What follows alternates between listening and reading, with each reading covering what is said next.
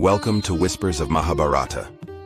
In our last telling, we left Krishna and Arjuna standing before Agni, the Lord of Fire, who yearned to consume the Khandava forest, a sacred land protected by Indra, the king of gods. The stage was set for a conflict that would pit mortal might and divine will against the very heavens, as Agni, the ravenous flame, began to devour the ancient woods. A thunderous roar echoed from the celestial realms. Indra, Lord of storms and protector of Khandava, unleashed his fury. Mighty tempest gathered, and torrential rains descended like 1,000 spears, seeking to quench the insatiable fire. The sky wept, but its tears were not enough to quell the blaze, for two heroes stood defiant against the storm. Krishna, the incarnation of Narayan, raised his Sudarshana chakra, a discus of pure light that spun with the energy of 1,000 suns. With a single fluid motion, he hurled it towards the heavens, and the divine weapon shattered the storm clouds, scattering them like dust. Beside him, Arjuna, the peerless archer, drew his bow, the Gandiva. His arrows flew with impossible speed, a blur of golden light that wove a canopy of fire above the forest, shielding Agni's flames from Indra's deluge. The forest blazed for 15 days and nights.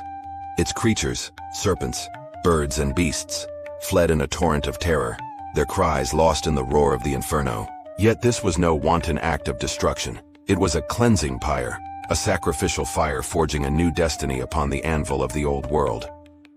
From this crucible of elemental war, two beings were spared by the grace of Krishna and Arjuna.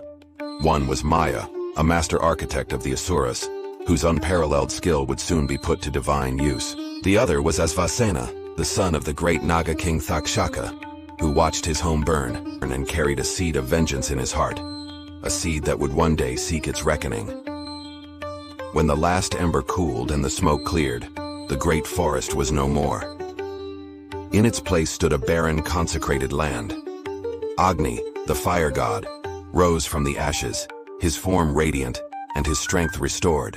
He turned to the two heroes, his voice a low, rumbling hum like the heart of a flame. He blessed Arjuna and Krishna, his words echoing with the weight of prophecy. The world shall forever remember your friendship, as mortal and divine joined hands to shape destiny. In that moment, the sacred bond between Nara and Narayan, the warrior and the god, was forged in the crucible of Khandava's ashes. This alliance, born of fire and trial, would become the very backbone of the great epic to come, a friendship that would stand as a beacon through the gathering darkness of the Mahabharata itself. Thank you for joining us on this journey through the mists of time and legend. May the wisdom of Vyasa and the blessings of Ganesha guide your path.